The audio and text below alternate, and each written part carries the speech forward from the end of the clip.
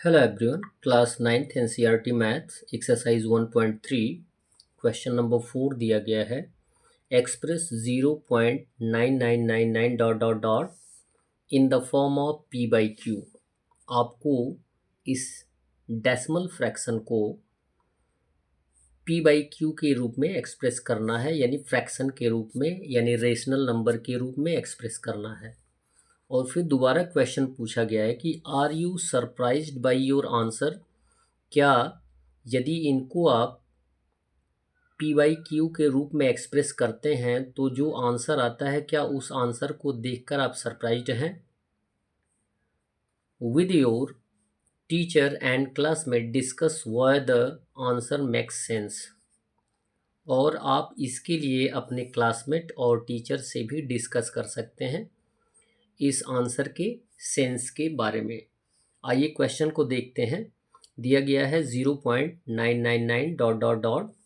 It means ये जो decimal number है वो नॉन टर्मिनेटिंग रेकरिंग डेसिमल है, यानी कभी भी डिविजिबल नहीं होगा, यानी 9999 आता ही जाएगा। इसको हम बोलते हैं non terminating recurring decimal. Clear है? नॉन टर्मिनेटिंग रेकरिंग डेसिमल में एक ही डिजिट रिपीट हो रहा है, तो इसको हम कुछ इस तरीके से लिख सकते हैं 0.9 बार, यानी जितने डिजिट रिपीट होते हैं उनको हम बार के रूप में यूज़ करते हैं। क्लियर है? तो इसको हमें p बाई क्यू के फॉर्म में लिखना है, तो ऑलरेडी आपको बताया जा चुका है। फिलहाल इसको भी बताया जा रहा है कि इस टर्म को हम x मान लेते हैं। लिखेंगे let x equal 0.999 dot dot dot equation number 1। ठीक है? और इसी को हम बार के रूप में भी लिख सकते हैं। तो लिखेंगे मल्टीप्लाई बाई 10 बोथ साइड। 10 से क्यों मल्टीप्लाई करेंगे? क्योंकि एक ही डिजिट रिपीट हो रहा है, और रिपीट होने के साथ साथ डेसिमल को हम 1 मानते हैं, और डेसिमल के बाद जितना डिजिट रिपीट होता है उतना 0, यानी सिंगल डिजिट रिपीट हो रहा है, यानी 1 0 10 हो जाएगा। 10 से मल्टीप्लाई करेंगे बोथ साइड्स, यानी दोनों side, left hand side and RHS right hand side. 10 से मल्टीप्लाई करेंगे x में तो 10x आएगा, इक्वल 10 से मल्टीप्लाई करेंगे तो एक डेसिमल जो है single digit right side shift हो जाएगा, तो ये आ जाएगा 9.9999 डॉट डॉट डॉट सेकेंड। ये हो जाएगा इक्वेशन नंबर सेकेंड। अब हमें क्या करना होता है? सेकेंड इक्वेशन से फर्स्ट इक्वेशन को माइनस करना होता है। तो लिखेंगे सब्ट्रैक्ट इक्वेशन 1 फ्रॉम सेकेंड, यानी इक्वेशन 1 को सेकेंड से माइनस करिए। तो इक्वेशन सेकंड हम लिखेंगे 10x equal 9.999 dot dot dot dot. It means 9 repeat होगा।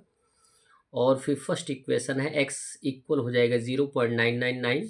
ये हमारा क्या है, जो टर्म दिया गया है वो है। 10x में से x माइनस कर देंगे।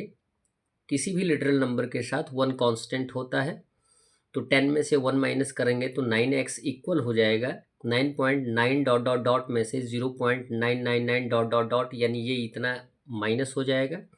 आएगा क्या? 9 माइनस 0 9 हो जाएगा। अब x का वैल्यू फाइंड आउट करने के लिए 9 को ट्रांसफ़र कर देंगे।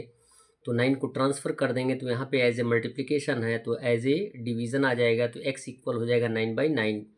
तो x इक्वल हो जाएगा 9 से 9 रेड्यूस हो जाएगा, तो x का वैल्यू आ जाएगा 1। अब जबकि ये बोला गया है कि ये आपके लिए रेडिकुलस है, आप सरप्राइज्ड हैं, क्योंकि ये जो टर्म आपको दिया जाता है किसी भी टर्म में, बार के टर्म में जो बार बार रिपीट होता है, उसका आंसर कोई होल नंबर नहीं आना चाहिए। लेकिन यहाँ पे आंसर क्या है? होल नंबर आया है। उसी को बोला जाएगा it is ridiculous that 0.1 bar, 0.2 bar, 0.3 bar are expressed as rational numbers. इसको हम रेशनल नंबर में एक्सप्रेस कर सकते हैं, यानी फ्रैक्शन में ही आएगा इसका आंसर।